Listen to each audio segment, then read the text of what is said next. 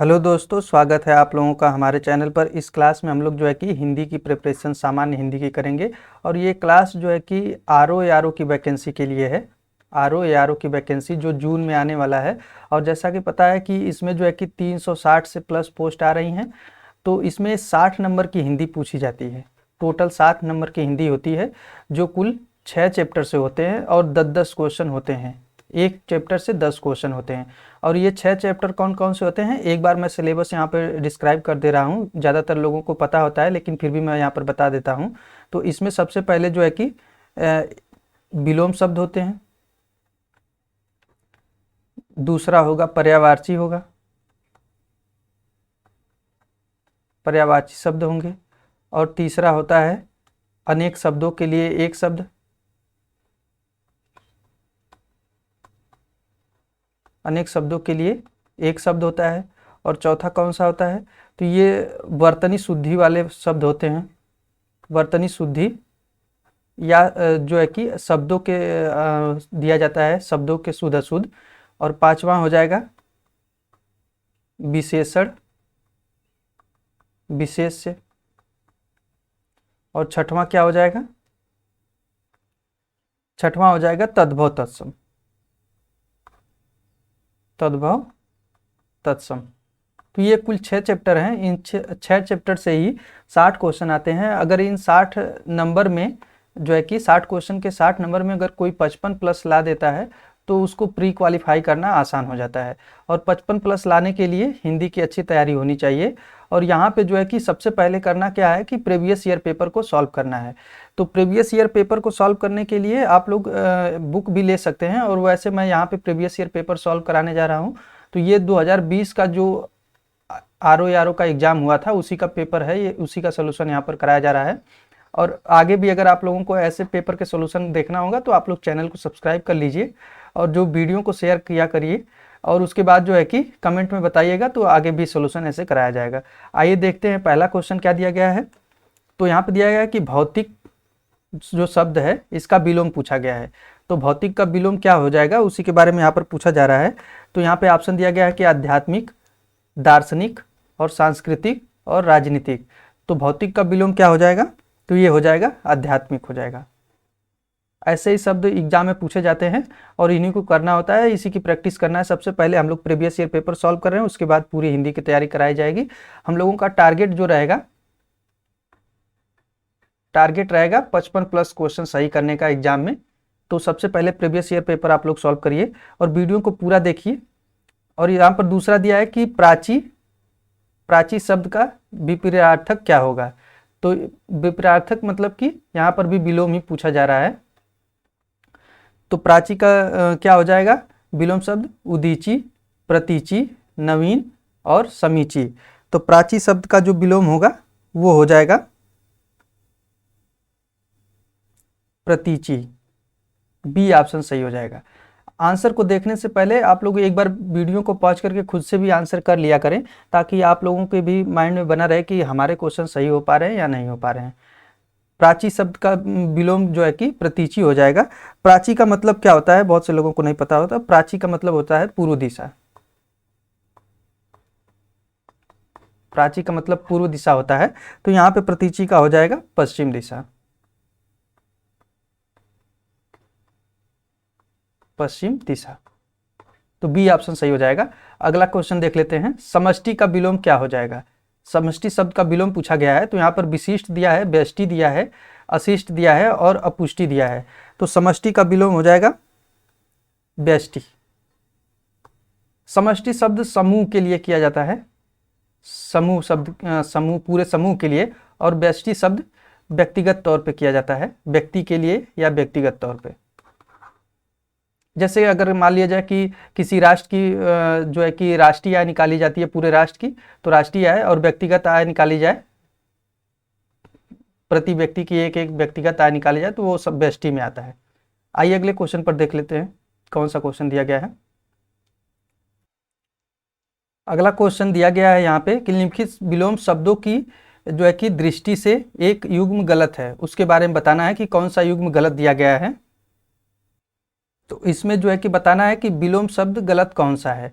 यहाँ पर दिया गया है कि विधि, का निषेध, आवाहन का विसर्जन, आगरा का विग्रह और अमी का हलाहल।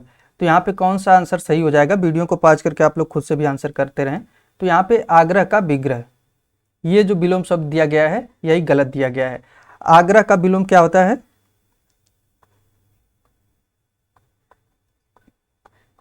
आगरा का विलोम हो जाता है दुराग्रह। आग्रह का विलोम दुराग्रह हो जाएगा। बाकी जो है कि यहाँ पे जो विग्रह दिया है ये संधि का विलोम हो जाएगा, संधि का विलोम विग्रह। तो सी ऑप्शन यहाँ पे सही हो जाएगा। बाकी जो है कि यहाँ पे जो ऑप्शन दिए गए हैं कि विधि का निषेध ये इसका विलोम है, आवाहन का विसर्जन ये भी विलोम सही है, अमी का हलाहल तो ये भी सही है। आइए अगले क्वेश्चन पर चलते हैं। विलोम शब्द की दृष्टि से इनमें से कौन सा युग्म सही है? यानी कि यहाँ पर उसमें गलत पूछा गया था। आप लोग क्वेश्चन को करते समय ये बात जरूर ध्यान में रखेंगे कि उसमें गलत पूछा है या सही पूछा है। यहाँ पर देखिए गलत शब्द, गलत युग्म पूछा गया था, यहाँ पे सही युग्म पूछा गया है। तो इसको आप लोग विशेष रूप से ध्यान रखेंगे, नहीं तो क्वेश्चन गलत हो जाते हैं एग्जाम में। तो यहाँ पर दिया गया है आकीर्ण का विकीर्ण, ईप्सित का अभिसित और आदृत का निरादृत और दोष का सदोष। तो यहाँ पर सही आंसर क्या हो जाएगा? तो सही आंसर हो जाएगा यहाँ पे आदृत का निरादृत। तो सी ऑप्शन यहाँ पे सही दिया गया है। बाकी आकीर्ण का अनाकीर्ण होता है और ईप्सित का क्या होता है? तो यहाँ पे अभिसित नहीं होता है, अनिप्सित होता है। अनिप्सित, अनिप्सित होता है। यहाँ पे ऊपर लिख दे रहे हैं अनइप्सित। और यहाँ पे दोष का सदोष नहीं, गुण हो जाएगा, दोष का गुण हो जाएगा। तो सी ऑप्शन यहाँ पे सही हो जाएगा। शुद्ध वर्तनी वाले शब्द का चयन करें। तो शुद्ध अशुद्ध से भी हम लोगों ने ऊपर देखा था कि सिलेबस में ये भी एक चैप्टर है। कभी कभी पूरे वाक्य का शुद्ध अशुद्ध दे देता है, कभी कभी एक शब्द का दे देता है। तो यहाँ पे हम लोग देखेंगे कि इसका सही आंसर क्या हो जाएगा। तो यहाँ पे जो दैदीप्यमान दिया गया है, इस तरह से लिखा गया है दैदीप्यमान, ये शुद्ध शब्द हो जाएगा। अगला क्वेश्चन देख लेते हैं। तो लिखित में से अशुद्ध वर्तनी वाला शब्द कौन सा है? ऊपर शुद्ध पूछा गया था और नीचे पूछा गया है अशुद्ध शब्द। तो यही ध्यान रखना है कि क्वेश्चन में पूछा क्या जा रहा है।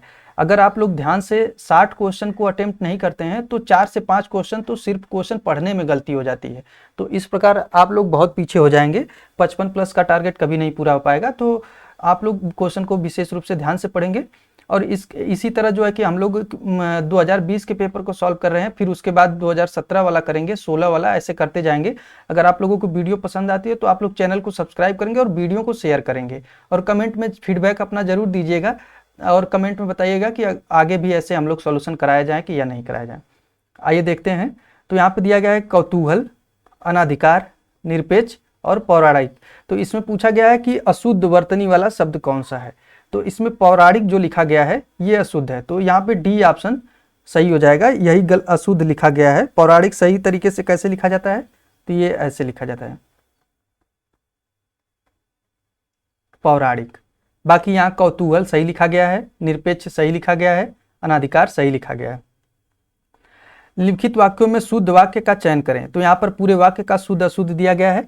यहाँ पर कहा जा रहा है कि मुझसे यह काम संभव नहीं हो सकता, और दूसरा दिया गया है कि वह बिल्कुल भी बात नहीं करना चाहता है, और तीसरा दिया गया कि यह कविता अनेक भाव प्रकट करती है और इन दोनों में केवल यही अंतर है। तो ऐसे भी शब्द देता है और उसमें पूछा जाता है पूरे वाक्य का कि इसमें से कौन सा शब्द शुद्ध है या अशुद्ध है। तो यहाँ पर इसका सही आंसर क्या हो जाएगा? तो सी ऑप्शन, जो यह कविता अनेक भाव प्रकट करती है, ये जो है कि शुद्ध वाक्य है। बाकी मुझसे यह काम संभव नहीं हो सकता, तो यहाँ पे संभव और जो हो सकता है ये दोनों ही एक ही शब्द हैं। तो जब दो शब्द आ जाते हैं तो वहाँ पे गलत माना जाता है। एक ही द्विरेक्ति शब्द इसको कहते हैं, यानी कि एक ही शब्द दो बार आए तो वो गलत हो जाता है। वह बिल्कुल भी बात नहीं करना चाहता है, यहाँ बिल्कुल भी दोनों दिया गया है और इन दोनों में केवल, ये दोनों शब्द नहीं होने चाहिए, दोनों में भी दिया है और केवल भी दिया है, तो ये भी गलत हो जाएगा। यहाँ पे सी ऑप्शन सही हो जाएगा। अगला क्वेश्चन दिया गया है कि लिखित वाक्यों में से शुद्ध वाक्य कौन सा है। तो यहाँ पर देख लेते हैं शुद्ध वाक्य। इसके बावजूद भी हमसे हिंदी लिखने में बहुत भूल हो जाती है। इसके बावजूद भी हमसे हिंदी लिखने में बहुत भूलें हो जाती हैं। और इसके बावजूद भी हम लोगों से हिंदी लिखने में बहुत भूलें हो जाती हैं। और लास्ट ऑप्शन दिया है, इसके बावजूद हम लोगों से हिंदी लिखने में बहुत भूलें हो जाती हैं। तो इसका सही आंसर क्या हो जाएगा? तो इसका हो जाएगा डी, इसके बावजूद हम लोगों से हिंदी लिखने में बहुत भूलें हो जाती हैं।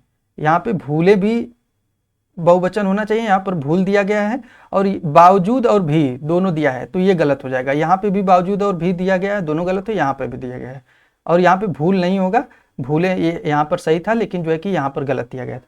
तो डी ऑप्शन सही हो जाएगा। अगला दिया है कि अशुद्ध वाक्य का चयन करें। ऊपर शुद्ध पूछा गया था, यहाँ पर अशुद्ध वाक्य का चयन करना है। तो इसमें से एक वाक्य शुद्ध होगा, एक वाक्य जो है कि अशुद्ध होगा, बाकी सभी शुद्ध होंगे, तो उसको हम लोग को देखना है। तो यहाँ पे जो है कि देश की मौजूदा वर्तमान हालत ठीक नहीं है, तो यहाँ पे वर्तमान शब्द दिया गया है और मौजूदा, दोनों का ही एक ही अर्थ होता है, तो ये गलत अशुद्ध हो जाएगा। यहाँ पर सिर्फ ये रहता है देश की वर्तमान हालत ठीक नहीं है या फिर देश की मौजूदा हालत ठीक नहीं है, दोनों में से एक ये शब्द होना चाहिए। तो यहाँ पे बी ऑप्शन गलत दिया गया है। बाकी पुलिस द्वारा डाकुओं का पीछा किया गया, ये सही है। मैं पुस्तकालय में नित्य समय पर पहुँचता हूँ, ये भी सही है। तुम चिंता न करो, मैं कोई ना कोई रास्ता निकाल लूँगा, तो ये भी सही हो जाएगा। अनेक शब्दों के लिए एक शब्द से संबंधित भी क्वेश्चन आते हैं। तो यहाँ पर पूछा गया है कि परंपरा से चली आ रही बात के लिए प्रयुक्त होने वाला एक शब्द क्या है? तो प्रतिश्रुति, अनुलोम, ब्याज श्रुति, अनुश्रुति। तो इसका सही आंसर क्या हो जाएगा? तो यहाँ पे अनुश्रुति जो है ये सही हो जाएगा। तो ऐसे क्वेश्चन भी एग्जाम में पूछे जाते हैं, तो आप लोग इसकी भी प्रैक्टिस करेंगे। सबसे पहले प्रीवियस ईयर पेपर सॉल्व कर लेते हैं हम लोग, उसके बाद जो है कि पूरी तैयारी करेंगे, कंप्लीट हिंदी की तैयारी कराई जाएगी इस चैनल पर। तो आप लोग चैनल को सब्सक्राइब कर लीजिए। जिसके पास कुछ न हो, वाक्यांश के लिए एक शब्द क्या होगा? अक्षम, अज्ञ, अकिंचन और असमर्थ। तो जिसके पास कुछ न हो उसके लिए एक शब्द क्या हो जाएगा? तो ये हो जाएगा अकिंचन शब्द। तो बी ऑप्शन सही हो जाएगा। आंसर को देखने से पहले आप लोग खुद से भी माइंड में एक बार सॉल्व कर लिया करें, तभी वीडियो देखने का ज़्यादा फायदा होगा। स्वेद से उत्पन्न होने वाले के लिए वाक्यांश के लिए एक शब्द क्या होता है? तो स्वेद से उत्पन्न होने वाला, तो उसके लिए स्वेदज होता है। तो यहाँ पे ए ऑप्शन सही हो जाएगा। जैसे इसका मतलब होता है अंडे से उत्पन्न होने के लिए, अंडे से उत्पन्न होने वाला, तो यहाँ पे अंडज हो जाता है। तो ऐसे शब्द एग्जाम में पूछे जाते हैं, तो आप लोग इसका जो है कि प्रैक्टिस करते रहिए। अगला क्वेश्चन देख लेते हैं कौन सा दिया गया है। तो यहाँ पर अपरिणित शब्द, जो अपरिणित शब्द है निम्नलिखित में से वाक्यांश के लिए प्रयुक्त होता है, यानी कि यहाँ पर उल्टा दिया गया है। यहाँ पे सबसे पहले वाक्यांश दिया जाता था, उसके लिए एक शब्द पूछा जाता था, यहाँ पर एक शब्द दिया गया है और इसके लिए वाक्यांश पूछा जाता है। तो अपरिणित का अर्थ होता है जिसका विवाह न हुआ हो। बी ऑप्शन सही हो जाएगा। अगला क्वेश्चन क्या दिया गया है कि लिखित वाक्यों में के लिए दुर्निवार शब्द प्रयुक्त हुआ है। तो दुर्निवार शब्द के लिए कौन सा वाक्यांश होता है, उसी के बारे में पूछा जा रहा है। तो दुर्निवार के लिए क्या हो जाएगा? तो ये हो जाएगा जिसे दूर करना कठिन हो, उसके लिए दुर्निवार शब्द प्रयोग किया जाएगा। जैसे एक शब्द होता है जिसे यहाँ पर जिसे दूर करना, जिसे करना कठिन हो, उसके लिए दुष्कर शब्द होता है। अगला क्वेश्चन दिया गया है 16 नंबर पे कि निम्नलिखित में से तत्सम शब्द कौन सा है। हम लोगों ने ऊपर सिलेबस में देखा था कि तत्भव तत्सम के शब्द भी कुछ एग्जाम में पूछे जाते हैं, इसके भी 10 क्वेश्चन होते हैं। तो यहाँ पर दही, गयंद और जीड़ और ग्राहक, तो इसमें से कौन सा तत्सम शब्द है उसके बारे में पूछा जा रहा है। तो इसका सही आंसर क्या हो जाएगा? जीड़। जीड़ शब्द तत्सम है। इसका तद्भव क्या होगा? तद्भव इसका हम लोग देख लेते हैं कि जीर्ण का तद्भव क्या होता है। तो यहाँ पर जीर्ण का तद्भव हो जाएगा झीना। जो झीना शब्द होता है वो इसका तद्भव होता है। बाकी जो है कि यहाँ पे गयंद और दही और ग्राहक, ये जो है कि सभी तद्भव शब्द हैं। दही का तत्सम, तब इसका हम लोग तत्सम भी देख लेते हैं। एक ही क्वेश्चन से हम लोग ज़्यादा फैक्ट तैयार करने की कोशिश करेंगे। तो दही का तत्सम क्या हो जाएगा? दधी हो जाएगा, दधी। और गयंद का तत्सम शब्द क्या हो जाएगा? तो इसका गजेंद्र हो जाएगा। और ग्राहक का क्या हो जाएगा? तो ये ग्राहक हो जाता है, ग्राहक। अगला दिया है कि अगहन का तत्सम कौन सा होगा? तो अगहन का तत्सम शब्द कौन सा हो जाएगा? तो ये हो जाएगा अग्रहायण। ये ऑप्शन सही हो जाएगा। आइए अगला क्वेश्चन देखते हैं। लिखित में से तद्भव शब्द है, तो यहाँ पर पूछा जा रहा है कि तद्भव कौन सा शब्द है। तो आइए देख लेते हैं हम लोग। यहाँ पर दिया है चतुर्दश, चतुर्थ, 14 और चत्वारि। तो इसमें तद्भव शब्द पूछा गया है, तो इसमें तद्भव शब्द हो जाएगा 14। 14 शब्द जो दिया गया है ये तद्भव दिया गया है, और इसका तत्सम क्या हो जाएगा? तो इसका तत्सम ऊपर ही दिया गया है, ये चतुर्दश। 14 शब्द तद्भव है और इसका तत्सम हो जाएगा चतुर्दश। बाकी चतुर्थ और चत्वारि ये जो है कि दोनों ही तत्सम शब्द दिए गए हैं, और ये किसके तत्सम है? तो 4 के हैं, जो 4 संख्या होती है उसके तत्सम दिए गए हैं। आभ्यंतर का तद्भव क्या हो जाएगा? तो आभ्यंतर का तद्भव क्या हो जाएगा? तो यहाँ पे जो है कि भीतर हो जाएगा। आभ्यंतर का तद्भव भीतर हो जाएगा, और इसका जो है कि अंदर का, इसका हम ये सभी जो है कि अंदर, बाहर और गहरा, ये सभी तद्भव शब्द हैं। तो इसका तत्सम हम लोग देख लेते हैं कि इसका तत्सम क्या हो जाएगा, क्योंकि एग्जाम में ऐसे क्वेश्चन बार बार पूछे जाते हैं, तो हम लोग एक ही क्वेश्चन से सभी ऑप्शन को डिटेल से सॉल्व करते चलेंगे। जो है कि यहाँ पे अंदर का, बाहर और गहरा का तत्सम क्या हो जाएगा? तो इसका हो जाएगा अतः तत्सम। बाहर का क्या हो जाएगा? तो बाहर का तत्सम हो जाएगा बहिर, और गहरा का गंभीर। करपट शब्द का तद्भव क्या होगा? तो यहाँ पर पूछा गया है कि करपट शब्द का तद्भव क्या होगा? तो यहाँ पर कपड़ा हो जाता है। ये कई बार एग्जाम में पूछा गया है, हर बार लगभग आ ही जाता है। करपट का तद्भव शब्द हो जाएगा कपड़ा। बाकी यहाँ और ऑप्शन के बारे में हम लोग देख लेते हैं। तो जो यहाँ पे दिया है कारपेट, ये अंग्रेजी भाषा का शब्द है, और जो है कि कपट, यहाँ पे कपूर शब्द दिया गया है, और कपूर का तत्सम रूप होता है कर्पूर।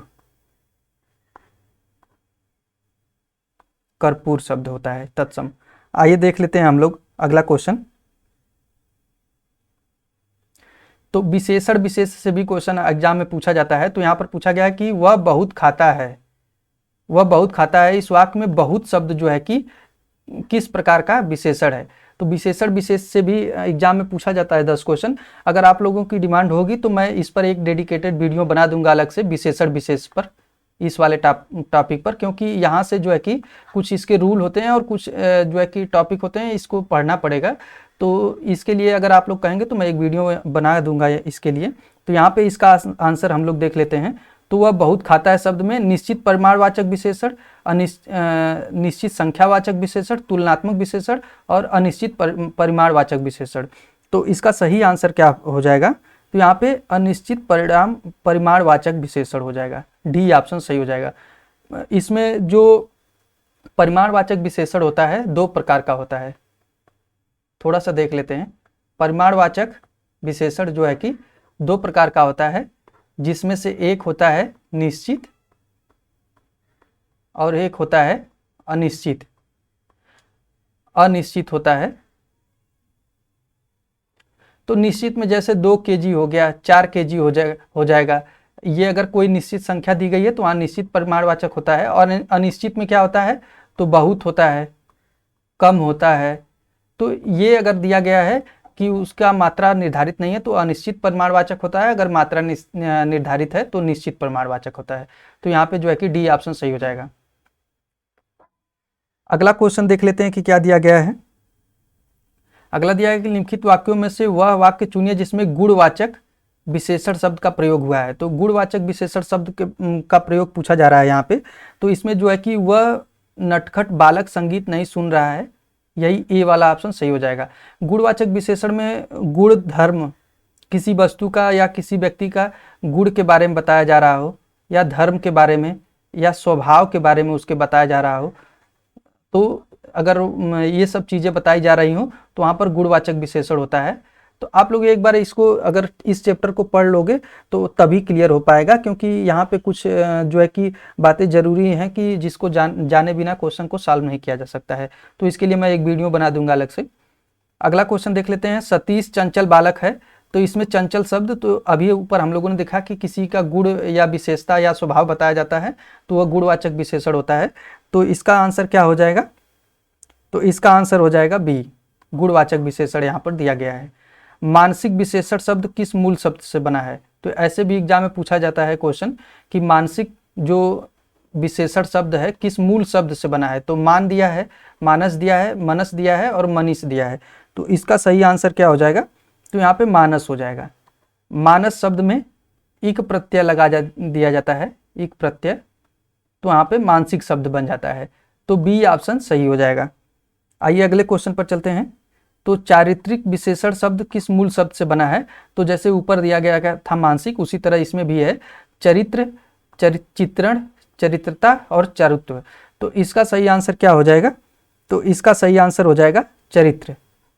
चरित्र शब्द में इक प्रत्यय लगा है, इक प्रत्यय लगने से चारित्रिक विशेषण शब्द बना है। तो यहाँ पे जो है कि ए ऑप्शन सही हो जाएगा।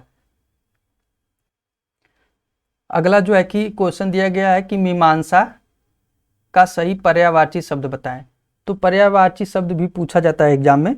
तो इसके लिए आप लोगों को करना क्या है कि पर्यायवाची के जो है कि एक बुक ले लेनी है कोई भी, वहाँ से पर्यायवाची पढ़ते रहना है, क्योंकि इसको बिना रटे हुए काम नहीं होने वाला है। तो इसमें पर्यायवाची शब्द का पूछा गया है। तो स्वरूप, सुविज्ञता, समालोचन और निष्क्रिय। तो मीमांसा जो शब्द दिया गया है उसका पर्यायवाची हो जाएगा समालोचन। ये सी ऑप्शन सही हो जाएगा। मीमांसा का और पर्यायवाची शब्द हम लोग देख लेते हैं। मीमांसा के और पर्यायवाची शब्दों में देखा जाए तो कौन सा आ जाएगा, तो ये हो जाएगा विवेचना,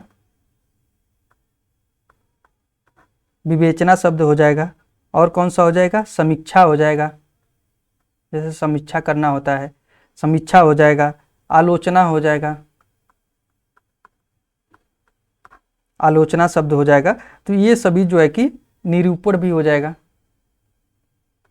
तो ये मीमांसा शब्द के पर्यायवाची हैं। तो आप लोग इसको नोट करेंगे। बिजली का पर्यायवाची शब्द कौन सा है, चमक, प्रकाश, सौदामिनी।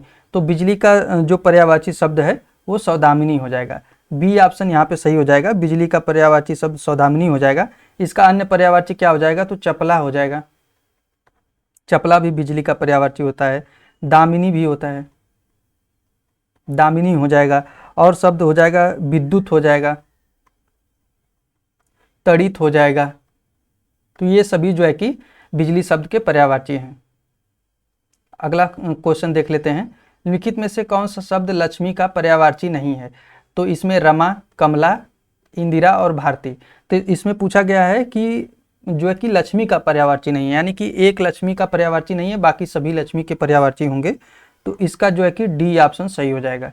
जो भारती शब्द दिया गया है ये लक्ष्मी का पर्यायवाची नहीं है, ये जो है कि पर्यायवाची है सरस्वती जी का।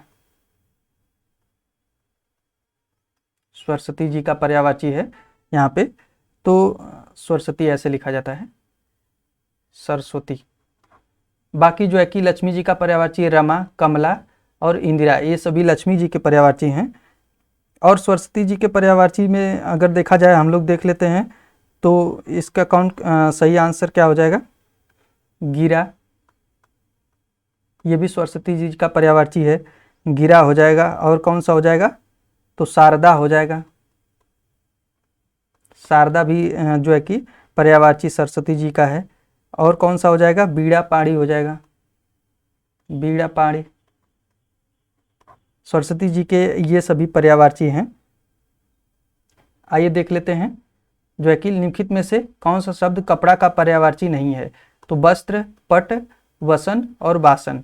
तो ये सभी जो है कि कपड़ा के पर्यायवाची हैं, लेकिन वासन जो है कि कपड़ा का पर्यायवाची नहीं है। हालांकि जो है कि इस क्वेश्चन में विवाद है, जो आयोग ने डी ऑप्शन माना है, वासन पर्यायवाची नहीं है कपड़ा का, लेकिन ये भी वासन भी होता है। अगर आप लोग ये क्वेश्चन दोबारा आता है तो आप लोग डी ही मानेंगे इसको, लेकिन कपड़ा के पर्यायवाची में ये भी आता है।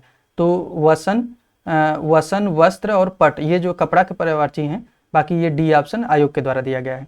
अगला क्वेश्चन दिया है कि निम्नलिखित में से कौन सा मेघ का पर्यायवाची शब्द नहीं है। तो मेघ का पर्यायवाची कौन सा शब्द नहीं है, तो यहाँ पे हो जाएगा दामोदर। जैसे कि पता है कि ये कृष्ण जी का पर्यायवाची है, दामोदर होता है।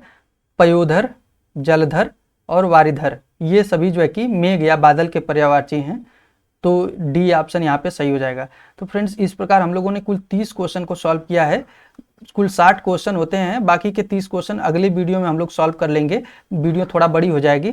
तो आज ये पहला क्लास था, इसके आगे भी ऐसे ही क्लास कराई जाएगी। अगर आप लोग वीडियो को लाइक और शेयर करते हैं, अच्छा रिस्पांस रहा तो पूरा सभी पेपर का सॉल्यूशन करा दिया जाएगा।